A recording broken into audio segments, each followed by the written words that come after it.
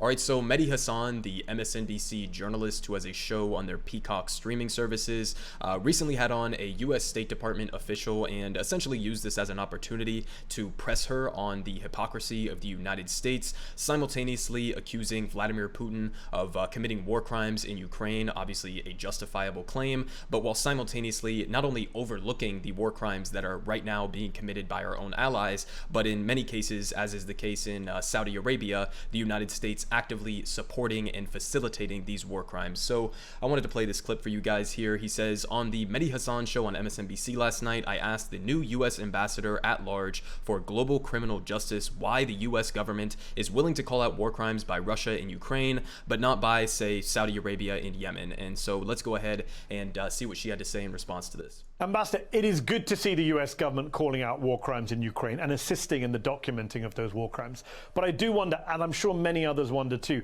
where is that same kind of commitment when it comes to other conflicts? For example, the war in Yemen, where multiple atrocities have been documented by both sides, but one of those sides is our ally, the Kingdom of Saudi Arabia. Wouldn't we have more credibility if we condemned war crimes by our friends and not just by our enemies? The United States has worked tirelessly to promote accountability and documentation of abuses all across the world. There's a number of situations within the International Criminal Court that we have been very supportive of, including by conveying fugitives, for example, to The Hague so that they can stand trial for war crimes and crimes against humanity. And so the standards apply to all parties, and we are looking at all conflicts around the world with an eye towards bringing the parties better into compliance with international law. But with respect, Ambassador, you didn't address the Yemen war example. I mean, back in 2016, Reuters reported that despite internal discussion among US government lawyers that the United States could be implicated in war crimes for supporting a Saudi-led air campaign in Yemen, the Obama administration went ahead with $1 billion arms sale. Wouldn't we have more credibility if we called out war crimes by our own allies instead of selling them weapons? The most obvious example in the world today being the Crown Prince of Saudi Arabia. How come Joe Biden can call Vladimir Putin a war criminal, but not others, for example, the Crown Prince? Well, the Biden administration has diminished the amount of support that it's providing to the Saudis within the war in Yemen, and working hard on all parties to ensure that they bring their conduct into compliance with international humanitarian laws. As I mentioned, the standards apply to all parties. Okay, so she's just straight up fucking lying, right? I mean, at face value, she's saying the standard applies to all parties, but the question that Mehdi Hasan was trying to press her on is a specific example in the case of Saudi Arabia and their ongoing offensive campaign in Yemen. He was bringing up a specific example where we very clearly are not holding them to the same standard as we're holding, Vladimir Putin and accusing him of war crimes. Not only are we not calling, MBS or Mohammed bin Salman of Saudi Arabia a war criminal, but Joe Biden is not even willing to come out and aggressively take a stand against the fact that he openly facilitated the murder of a U.S. resident, Jamal Khashoggi, a journalist for the Washington Post. He had him dismembered, okay? So, not only are we not taking a stand in calling MBS a war criminal, which he is, but we're actively supporting this. So it's not even just a matter of like, well, let's bring MBS to The Hague and try him for war crimes. It's literally just a matter of how about the United States stops aiding and abetting this ongoing genocide in Yemen? I mean, it's not as if Joe Biden is taking a passive hands-off approach here and that we're just not doing enough to stop Saudi Arabia. It's the fact that the United States military, our logistical, military and diplomatic support for Saudi Arabia is enabling them to do what they're doing right now. If it wasn't for the US military helping to refuel their jets and giving them military supplies and weaponry to continue the offensive campaign, then they wouldn't be able to do it. So again, it's not even just a matter of the International Criminal Court or The Hague having the same standard of accountability across the board. It's a matter of what the United States is doing right now to facilitate these war crimes. And so it's like we're not only just complicit in it, we are actively encouraging it. And again, it's not just on the war crimes that we have been complicit in here with just a couple examples here. Just one example that I covered recently on this channel from a couple months ago here from Amnesty International. They say Yemen, US-made weapon was used in an airstrike that killed scores in an escalation of Saudi-led coalition attacks. So there have been so many different examples of this, but it is US-made made weapons. In this case, it was made by the company Raytheon, which just so happens to be the exact weapons manufacturing company where Joe Biden's Pentagon chief Lloyd Austin recently sat on the board of and got $1 million payout after he left. I mean, we're literally selling them US made weapons to go commit these war crimes. So again, it's not as if it's a hands-off approach and Joe Biden just isn't being tough enough on Saudi Arabia. It's that he's actively selling them the weapons that they're going and committing war crimes with. So at the bare minimum, her response there should have been, okay, yeah, maybe we should not be giving them logistical, military, and otherwise support to continue this campaign. And guess what? If we weren't doing that, the war would stop tomorrow. Saudi Arabia does not have the ability without US weapons, and I've covered this on this channel before, they get the vast majority of their weaponry from the United States and the United Kingdom. So we have an insane amount of leverage over them in order to force them to stop this war tomorrow, and yet we're not even doing that bare minimum of not selling them the weapons to go commit the fucking war crimes. So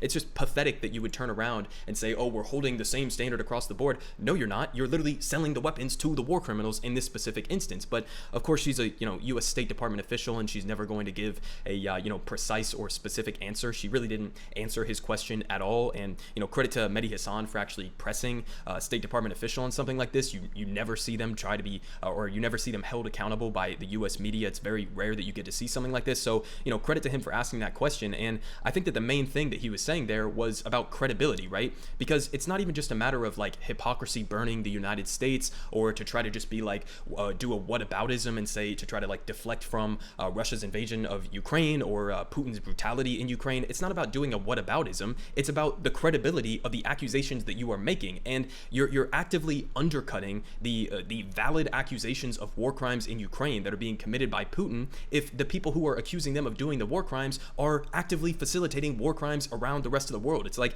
you're not just actively aiding and abetting this shit, but you're undercutting your own argument. You are undercutting the validity of your accusations against Vladimir Putin if you aren't willing to have this same standard across the board. So I think that it's damaging in like a number of different ways. Now, some important context to this: there was a recent ceasefire between the Yemen Houthi rebels and the Saudi-led coalition, and hopefully this lasts. Honestly, I'm not too confident in its ability to last throughout the entire period. But here from the New York Times, they say warring parties in Yemen announce overlapping ceasefires, and they say both the Saudi-led coalition and the Houthi rebels said that they would stop fighting, but further progress toward an end to the 7-year war in the country was uncertain. So we do have a little bit of good news here in the sense that it seems like there's been a temporarily successful ceasefire at the bare minimum, and hopefully this continues. But again, it's not even just about the war. It's not just about the ongoing fighting, the active bombings and drone strikes that are happening between the Houthi rebels and the Saudi-led coalition. It's also about the active embargo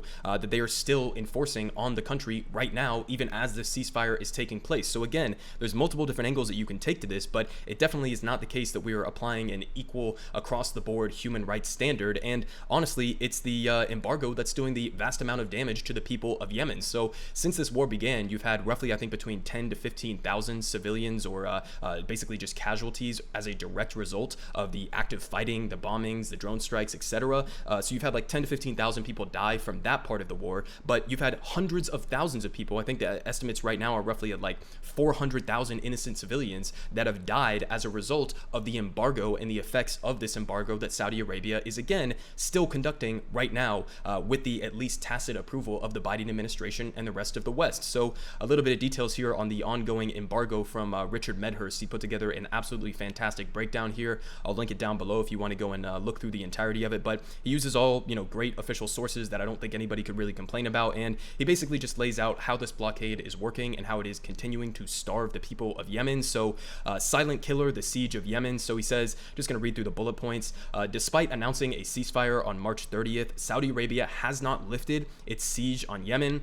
And he says, a new report exposes the shocking extent of the embargo, which was imposed in 2015 and intensified in 2021. And the Saudi-led coalition is preventing fuel ships from reaching Hodeidah, Yemen's largest port and main lifeline to 80% of the population. And he says, ships are detained by the coalition and held for almost a year on average, causing fuel prices to rise exponentially. And the fuel ships forced to reroute to other ports are faced with new obstacles. Fuel trucks must travel greater distances, increasing transportation transportation and thereby fuel costs. Trucks must go through roadblocks, which are armed by groups such as Al-Qaeda, who impose taxes on them, money that goes towards funding terrorism and prolonging the conflict. And because of the intensified siege, fewer ships are coming to the Hodeidah port, and only one ship for public consumption has come so far in 2022. One ship, and we're going to look at a little graphical comparison that he put together in terms of how absolutely atrocious that is. But he continues saying 80% of Yemenis who live in one of the poorest countries in the world had to pay a staggering $644 million in additional costs last year for gasoline and diesel products alone due to the massive increase in fuel prices caused by the Hodeidah blockade. And they say, according to the IMF, Yemen's inflation rate increased by an unbelievable 40% in 2021, and this is only going to get worse as a result of the ongoing war in Ukraine, and we're having a global food shortage right now, which is only going to worsen the conditions for average Yemeni people. But finally, he says, already underfunded and at a reduced capacity, hospitals are now shutting down operations due to fuel shortages. Yemenis cannot afford cooking gas, electricity, and Yemen's agriculture and industry and service sectors are in tatters. So listen, I mean, you see the dramatic effects from having a blockade like this. And again, he put together a great report here that basically lays out exactly how it's happening. But essentially, you have this port here by Hodeidah, and essentially these ships have to go by Djibouti, and they get a UN certificate that clears them for entrance into Yemen. And then again, the Saudi-led coalition basically hijacks the ships and then holds them for an indefinite period of time, which could be months or years, which again just restricts the ability for them to not only get fuel, but also raises those costs for people in Yemen. And essentially their argument is that they don't have a blockade because even though they're preventing ships from entering this port right here, where the bulk of the Yemeni population lives in this region right here next to the fucking port, they're basically saying, well, we don't have a real embargo on Yemen because we're allowing them to enter other ports like this one down here, where they would then have to take a route that essentially goes along the coastline here and then up and then back around and then circles back around to the main population centers, which again, they would then have to be going through Al-Qaeda checkpoints and otherwise that not only increase the cost, but also increase the danger for those who are trying to get the fuel there. And again, just another graphical comparison here in terms of how little ships have been allowed to get in, especially over the last number of years. Total number of fuel ships, diesel and gasoline for public consumption released to the Hodeidah port. So in 2019, it was upwards of 80, then it went down to 63, then in 2021, it was just 5, and so far, as of the writing of this report in 2022, it was just 1, okay? So you see that it's actually escalating in terms of the intensity of the embargo that they are enforcing there.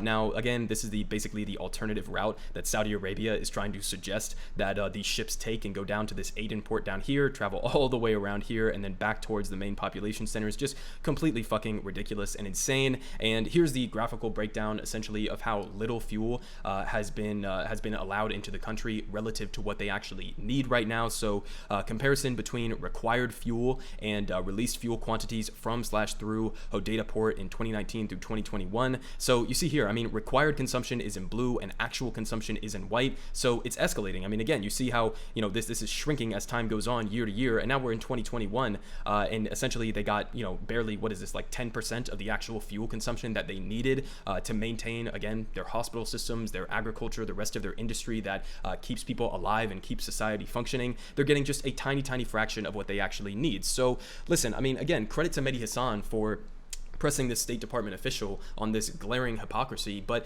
you know, at the end of the day, it's not about doing a hypocrisy burn. It's not about, you know, trying to do a whataboutism. It's just like, this is the reality of what average Yemeni people are facing right now. We know that in the immediate future, according to official UN estimates and other human rights organizations, that hundreds of thousands of innocent men, women, and children are on track to die as a direct result of this war, and especially as a direct result of the embargo. And the Joe Biden administration is not only not saying anything about it, but they are continuing to actively support it. Again, militarily, logistically, diplomatically, whichever way you want to look at it, Joe Biden is essentially allowing himself to fear the Republican attacks that would come as a result of him forcefully pushing back against Saudi Arabia, and is choosing to instead allow this to take place. And again, it's not just about doing a whataboutism, it's about the actual humanitarian consequences on the ground, first and foremost, for the innocent civilians in Yemen that are being starved as a result of Joe Biden's actions and, you know, the Saudi-led coalition. But on top of that, at the end of the day, all it does is undercut your own accusations of valid, war crimes that are being committed by Vladimir Putin. You're just undercutting your own argument, because everybody can look at the current situation of what the United States and the West is doing around the world in a geopolitical sense, and you see that we don't actually give a fuck about human rights. So how do you expect any other countries around the world